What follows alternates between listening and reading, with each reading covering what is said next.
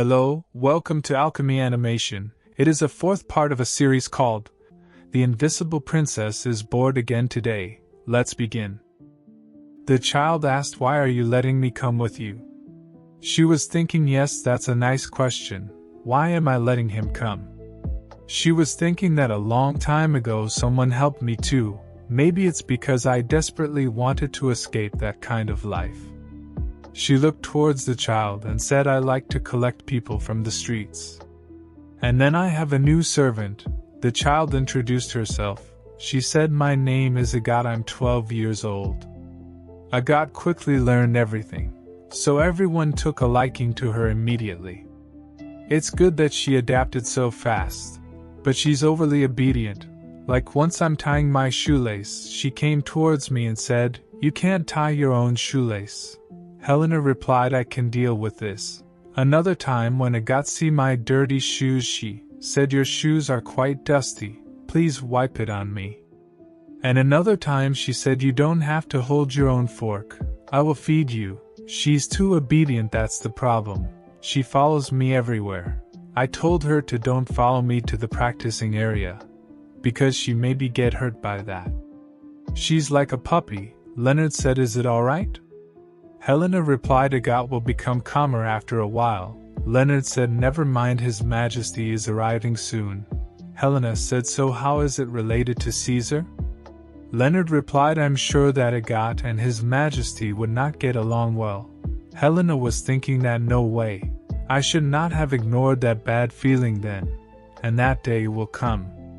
The prince arrived to their mansion. He came out of his chariot and said, "Leonard and Helena, are you well?"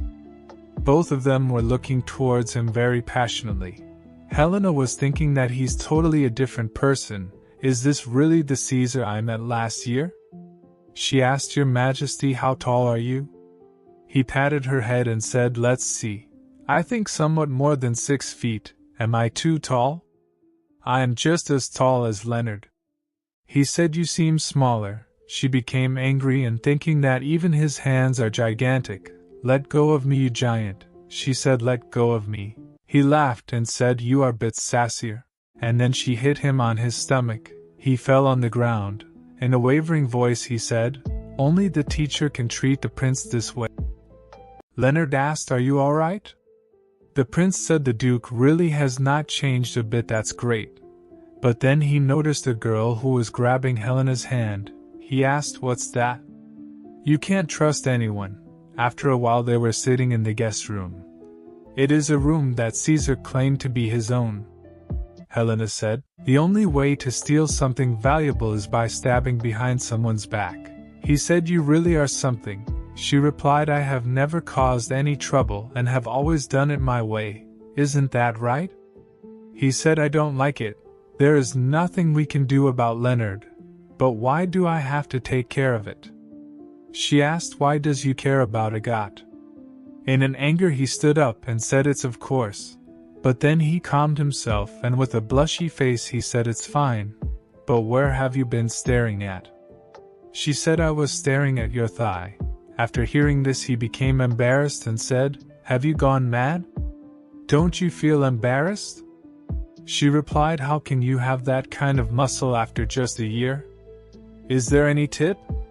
He replied, "There is no such thing." She was insisting to touch that. She said, "Let me touch it.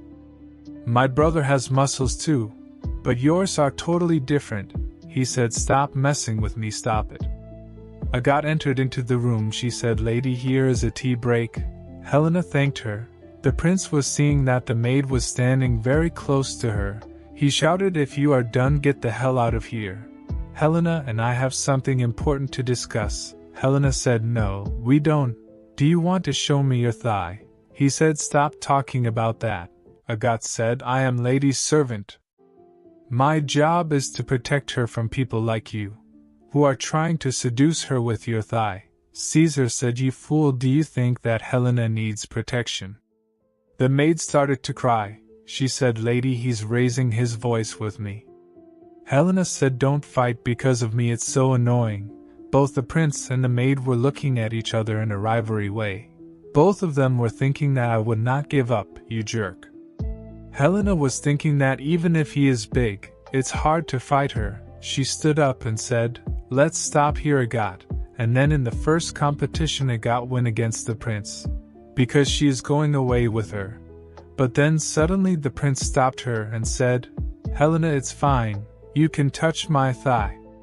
In an excited state she said, "For real?" He replied, "Definitely. Because we are close." She was thinking that I don't think we are that close. How can I decline if he already told me to do so? She started to touch his thigh. The maid was crying after seeing this scene. Helena was thinking that it's so stiff, just like a rock. He made it soft enough already. You are only 17 years old. I was not like this when I was 17-year-old. It really feels great, doesn't it? She was looking towards him and thinking that our little prince has grown. She said, "What did you do? You will be fine even under harsh training." But then she realized both of them were very close to each other. The prince said, "What's wrong?"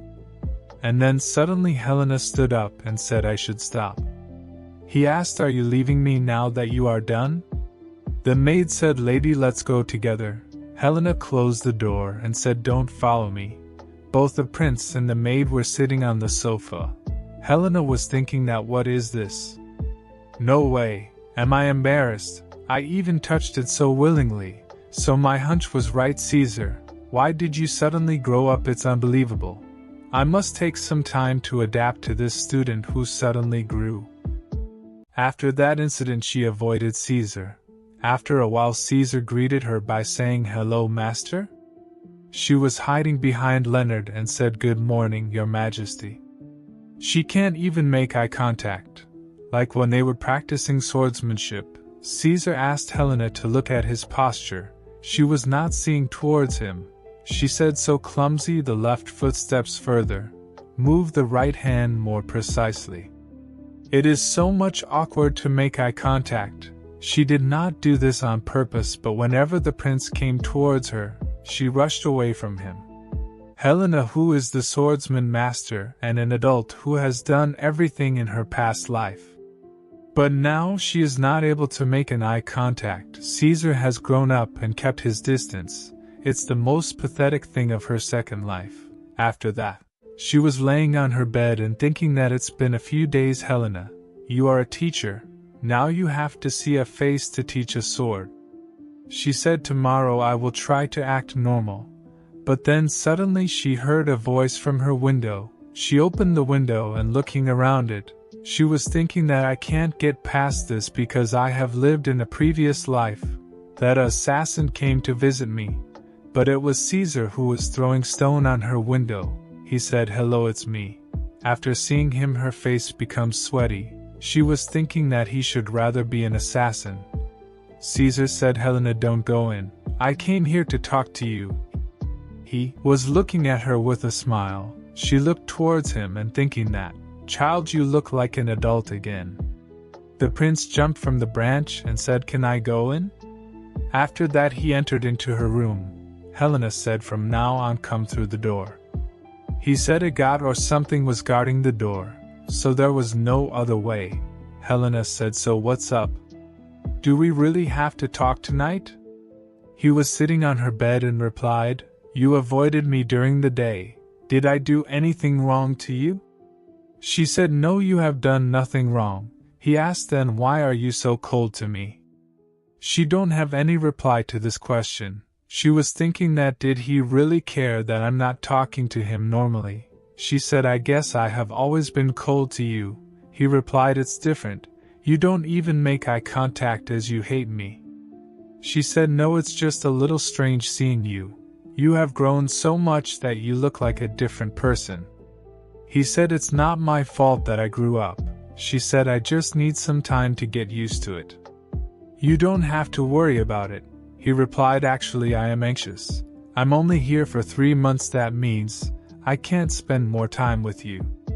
I think you and Leonard will forget me one day." She was thinking that I did not know what Caesar desperately needed. She came close to him and said, "I'm sorry, Caesar. Don't worry, I will never throw my pupil away from you." He asked, "Can you swear?" She touched his hand and said, "I will never avoid you again, I swear with my heart." She was thinking that I was too insensitive. "Caesar is my darling disciple no matter what he looks like." He smiled and said, "Okay, that's okay. I'm tired after all of this, I need to sleep." She said, "Okay, go get a good rest." However, he said, "Good night, Helena, I am sleeping here." She asked, "What are you doing? Go to your room." He replied, "What's wrong? You slept in my room before? It's complicated to go back to my room." She was thinking that it was possible because we were young back then. But now we are adult. She said, "Okay, you sleep alone, I'm going away." She took a pillow with her and about to run away from him. He said, "Where are you going? You swore not to run away, master." Helena was thinking that this is a different case. Now I think that how can you be a lovely disciple? I thought he only grew in height, but he grew as a fool. He said, "I'm sleepy, so hurry up, come here." She said, "Okay, I don't know if it is a problem," and then she was laying beside him. He said, "It reminds me of the old days." She said, "Really?" He replied, "Yes, you were by my side even then. If I knew you would not like it, I would not have been taller than you." And then he fell asleep. With a blushy face she was looking towards him and said, "That sounds stupid." Both of them were grabbing each other's hand. She was thinking that Caesar, who surprised everyone with his grown-up appearance, reassured me with his unchanging nature. She was thinking kids have grown fast. They lean on each other again and sleep. With Caesar joining the swordsmanship class, both of them started to learn from each other, and I am giving them tough lesson. In the training ground, Helena said, "Don't hesitate when attacking Caesar. Brother, don't try to use only convenient techniques." Both of them were learning from each other. She was thinking that as much as I could not pay attention to my emotions, I concentrated on class. And besides class, whenever we met, we talked about swords, and the kids really grown up fast. Helena was analyzing their improvement report and found that both are improving rapidly, but Caesar definitely is on another level. The pace of learning far exceeds my expectations. From this point on, I have to revise all the lesson plans. She was writing down the new training plan, and thinking that was the master in my previous life also like this. She said, "There is no other way. As a teacher I cannot miss class." Someone came and said, "You are still busy, lady." It was Viscount. He said, "Here's His Majesty's capability increased dramatically." She replied, "Even if this is not the case, it just keeps going up. It seems like he's learned from a good teacher in the palace." He replied, "That's according to the 9 monthly training plans you have outlined." She was thinking that it's just right to give him a training plan. The Viscount said, "I'm so grateful you have become his good friend." She smiled and said, "Really?" He said, "It's not an empty word. His Majesty is here to speak freely and laugh with his peers." She asked, "What does that mean?" She was thinking that with Caesar's laugh is a rare thing. He said, "Do you know what His Majesty is called in the palace?" She asked, "What do they call him?" He replied, "They call him the Grey Wolf. They say he was the one who killed all those who came near him." She was confused after hearing this because he's not at all like this. In her point of view, he was like a crybaby. The Viscount said he trusts no one and keeps no one by his side. After assassination he has become sharper. Helena asked, "What assassination?" She was thinking that I did not know. He never said anything like that. The Viscount said, "The Imperial Palace situation is not good right now. Please keep what I said a secret. He doesn't want to make both of you worry." She was thinking that I don't need to see how hard must it have been in the Imperial Palace. He said, "Nevertheless, His Majesty doesn't break his will to become an emperor, so he is very reassured, all thanks to the lady." She asked, "Are you talking about me?" He laughed and said, "You promised that you will make His Majesty become the emperor." At first I was concerned about self-professing to be a teacher, but it turned out that it was a right thing. He bowed in front of her and said, "I would like to ask for your favor in the future." She stood up and thinking that he bows his head to a child like me, she also bowed toward him. While she was doing that, she was remembering a memory when she said to him to become an emperor. She was thinking that regrets flooding in me as to whether I promised too hastily. I understand that Caesar is having a hard time, but I don't want to be associated with the royal family again. I just wanted to live comfortably in this life. In the training ground, when she was holding two swords, she was thinking that it can't be like this. And then suddenly the prince opened the door. He said, "Hello, why did you call me?" He asked, "Why are you holding your swords? Are you taking in another class?" She said, "Yes, we will hold a special class every night from today until the day you return." The prince said, "Only me, without Leonard?" She said, "Yes, I'm going to teach you some dirty and degrading skills that Leonard can't be learned." He took out his sword and said, "What are you talking about?" But before he can finish his line, she started to attack him. In a confused state, he asked, "Where is the shameful start alone?" She replied, "What are you doing?" I said I was going to teach you the dirty and shameful swordsmanship. I can swing the sword with your back now.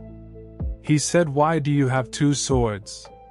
She replied, "You should call me master during class, my student." He said, "Wait for a minute, let me hold my sword properly." She said, "No need to wait. Memorize this technique with the body rather than the description." She was thinking that I did not learn this either. I learned it myself while I was in the mercenary. It's not a fight, it's a technique to scare and crush the opponent to death. It would still be overwhelming just to block it. He tried to block the attack, but he failed. She said, "You are dead, Caesar," while holding both of her swords towards his neck. Helena was thinking that the thing you have never met in your life is that, if you turn away in fear, you will only die, Caesar. She said, "Hold up your sword and start the match again." And then both of them started to spar with each other. She was thinking that he's been following the movements. What a talented disciple. Although I'm still behind in strength, I'm not trying to teach him how to win with only swordsmanship. And then the prince lost the match again. She said, "You are dead again." He was totally worn out. She was thinking that's a good look. It contained resentment and a fighting spirit. But fighting alone cannot kill a person, she said, until the only person who can kill you is me. You have to be strong enough to kill me. He said, "What are you talking about? Why I kill master?"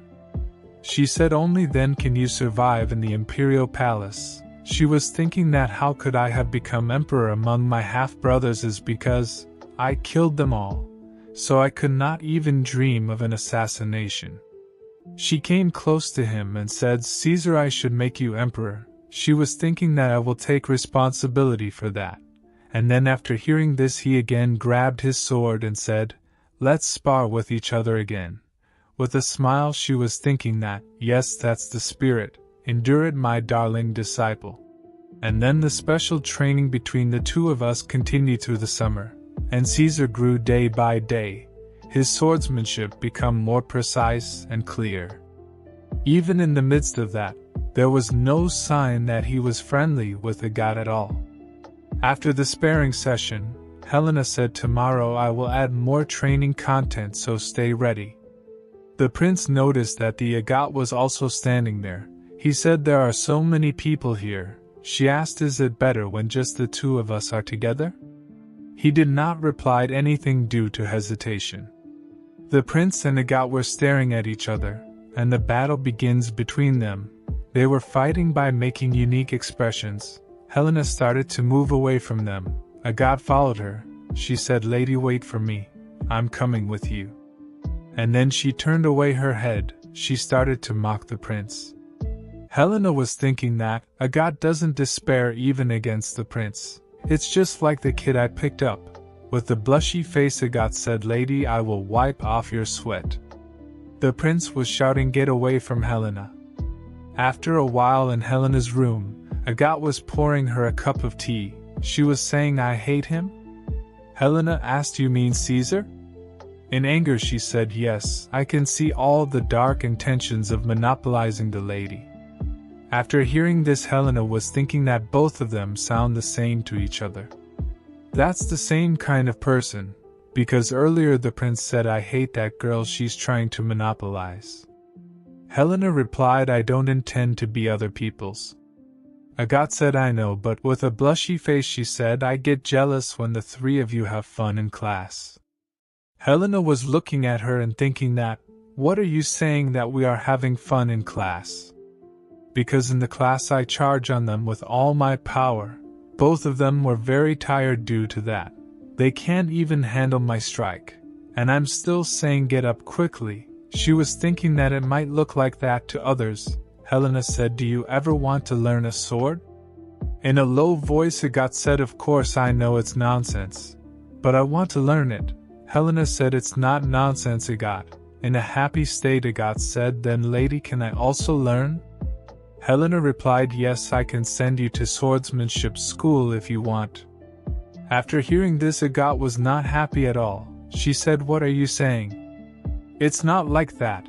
I want to learn swords from you. Helena said, that can't be happening. I have no intention of taking any more disciples. Those two are enough for me. With a crying face, Agathe was holding Helena's leg. She said, can I observe with Master Leonard? I just learned by imitation. I will never bother you. With a sweaty fish, Helena was thinking that she is even more upset than I thought. After all, when Caesar returns, we need someone to fight Leonard with. The difference in skill between me and Leonard is too big for him to deal with. If I teach Agathe well, I might be able to expect synergy. She said, let it be. But after seeing her crying face, she said, I will teach you the sword while Caesar is away. But if you don't catch up with Leonard, within a year you will go to swordsmanship school. Agathe said, yes, please trust me, lady. She stood up and started to dance. She was saying, I will work hard with the determination to die. Helena said, you don't have to be prepared to die. When Agathe was going away from her, Helena was thinking, would not this mean that a swordsmanship school was established? This is the moment I remember my father's word, that he would get caught up in something he could not handle. After that, the relationship between Agathe and Caesar is still the same. Wherever they met, they started to fight with each other by their expressions. During the summer I succeeded in teaching Caesar, no matter where I attacked he could prevent getting killed. She was very happy in thinking that, if that's the case, then I have fulfilled my role and responsibility. It was a bit annoying, but I was relieved. At the end of another summer, Caesar returned to his imperial palace. All of them were standing on the front side of the mansion. Helena said he was a bit careless, but he was industrious. Agathe said he leaves, which helps the lady have more free time. Helena replied, indeed. Helena was thinking that I must have raised the monster Caesar. You don't have to worry about it. She was comfortably nurturing juniors and enjoying a life of idleness with her brother and Agathe. But after 5 months, all my plans were in vain. Because that winter someone came to see us. It was a woman. She said, I am Loina E. Green. Both Leonard and Helena were sitting on the sofa. Leonard asked, why did you come to see us? It's like meeting you for the first time, the woman replied. His Majesty Caesar has sent me. First of all, she took out 2 letters from her pocket and said, I'm forwarding this letter to you too. She said Hamilton is supposed to be working on his next composition, so he sent me here in order to keep you informed that he would definitely run away at once if this letter was sent to another acquaintance of yours. Both of them received that letter. Helena was opening the letter and thinking that, if she knew it was Caesar who wrote this letter, she would not even spare me a glance in the first place. If she knew the reason for this woman's being present here was to invite us to the enthronement ceremony of Caesar, then the situation would be even worse. Several days ago, Helena was asking that the prince is going to hold his enthronement ceremony this winter. Isn't it supposed to be celebrated at the beginning of the year? Leonard replied it was apparently His Highness who proposed to the Emperor that his birthday party and enthronement ceremony would be celebrated at the same time. After hearing this, Helena said, "Birthday? So Caesar's birthday is in winter." Leonard said that's why His Highness is sometime addressed by his nickname as Winter. Well, His Highness will probably burst into tears if he knows his invitation has been declined. She was nodding her head in left and right direction, because she doesn't want to talk about this matter in front of a god. With a smile, Helena said, "But we are still too young to attend such a big event, aren't we?" Leonard laughed and said, "I know you're saying this because it's an irritating thing to do." Helena replied, "Of course it is, you got it right. I'm going to spend the whole day lazing around without being disturbed by adults." A god said, "Young lady, please play with me." At the current time she was thinking that of course I would not go there. But if it's for the enthronement ceremony, it's no use coming all the way to that far-flung capital just to attend the Grand Prince enthronement ceremony. She said, "I'm afraid to say that we are too young to take part in such an aristocratic gathering. That's why I will say no to this invitation of the Grand Prince." The woman was surprised after hearing this. She said, "If you say so, please take a better look at your invitation letter, young lady." Helena asked, "My invitation letter?" Leonard started to see his invitation letter, and found that there is nothing special in his invitation letter at all. She opened the letter again, and she was shocked after finding this that the prince wrote in letter that, "It must be very interesting if I announce my beloved teacher's special interest in the ceremony. I guess everyone will be very curious to know whose thigh you would like to touch. Don't you think so, Helena?" After completing the sentence in anger, she closed the letter and threw it in the furnace. Leonard asked, "What are you doing?" She said, "I can't attend the ceremony unless I have the invitation letter right." The woman took out several other letters and said, "His Highness told me to prepare other invitation letters, just in case such an incident happens." Helena was very angry after seeing this. She was very frustrated after seeing this. She said, "We are looking forward to attending the ceremony, right, Leonard?" Leonard asked, "Are you serious?" In an anger she said, "Of course I'm going there for sure. I just can't wait to see Caesar." She was thinking that it's so much better to go there and kill that rascal by myself. The woman said, "What a relief to hear this, young lady. His Highness is really looking forward to the presence of you and your master in the ceremony. So may I get to the main point first?" The woman said, "Actually, I also prepared for your inauguration in the Grand Prince enthronement ceremony. Since the time is running out, we have chosen some costumes that are made available for you instead of finding a designer." They took out various designs and showing them to Helena. The woman said, "Please have a look at the catalog we have prepared for you and choose your favorites, Your Grace. We will prepare the costumes based on your interests step by step. Besides, we have also arranged a list of aristocrats who will attend the ceremony this time. Please take a quick look at it and get prepared." Both Leonard and Helena went silent after seeing this. Leonard asked, "What the hell is that?" The woman replied, "According to His Highness' command, we have tried our best to provide you with the best physical and spiritual support and hope that you will leave a good impression on your inauguration ceremony. We also get permission from the Count to do so." Inside her mind, Helena was crying after seeing all of this. She was thinking that my plan all went down the drain due to Provino's presence. The maids started to take their size measurement. A maid said to Helena, "May I take your size, young lady?" Helena was thinking that while I am being dragged into such a mess, the throne day of the grand prize is also coming near. After a few days at the capital, the throne day have arrived. Helena's father and mother were standing outside the mansion. Her father said, "Leonard, Helena, we are going to attend the Grand Prince enthronement ceremony today. You two can go home when the main rituals have been completed. Since this is the first ceremony you have ever attended, you should observe etiquette. Behave yourself by listening more and talking less." Leonard replied, "I got it, father. I will keep it in mind." Helena said, "We are going to stay together during the ceremony, father." Her father replied, "There are many places your mother and I have to visit today, so we will reunite later." Helena was thinking that so all of this, it turns out to be an aristocratic social gathering. Helena was thinking that my father is not involved in political matters at all, but he is a count anyway. As for an aristocrat, social gathering means a lot, although it's just an occasion for them to gather around and have a good gossip with their acquaintances.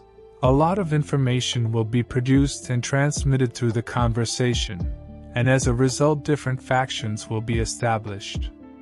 Leonard said, "Though we are very close to the Grand Prince, we are still unable to attend the enthronement ceremony." She said yes, she was thinking that it makes sense anyway. Leonard said, "Can we meet His Highness for a while?" He was being surrounded by those involved in politics. That will keep him busy enough. She was thinking that when I ascended the throne, merely no one had the guts to approach me. Was it because they were scared of me when realizing that I murdered my brother for the throne? It's kind of sensible, since the way I came to the throne was not normal at all. However, still there was one person who approached me. It was my one and only close friend in the previous life, Count Erez Grey. At that time the Count said, "May I have the pleasure of this dance, Your Highness?" And the atmosphere became a bit awkward and I really did not know what to do at that time. But then he put out his hand toward me and that literally made my day. My heart nearly jumped out of my chest for it. At the current time she was thinking that of course the situation is different now. She said, "I definitely have to see Caesar today." Leonard looked towards her and asked, "You seem very eager to see His Highness, don't you?"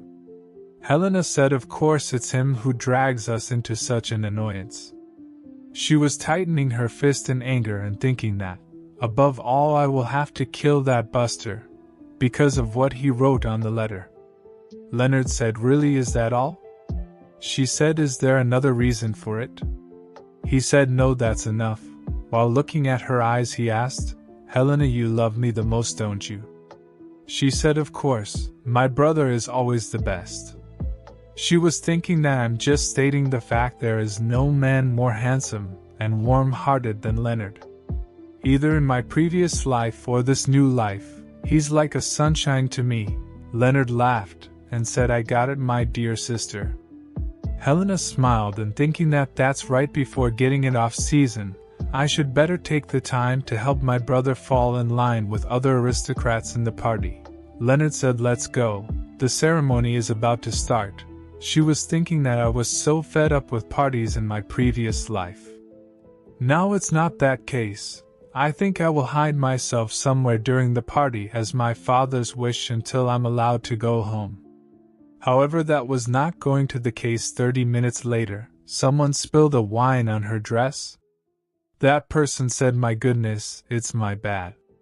It was an aristocrat. She said, "What should I do now? My hand felt so slippery just now." "I am afraid that you have to change your clothes now, young lady."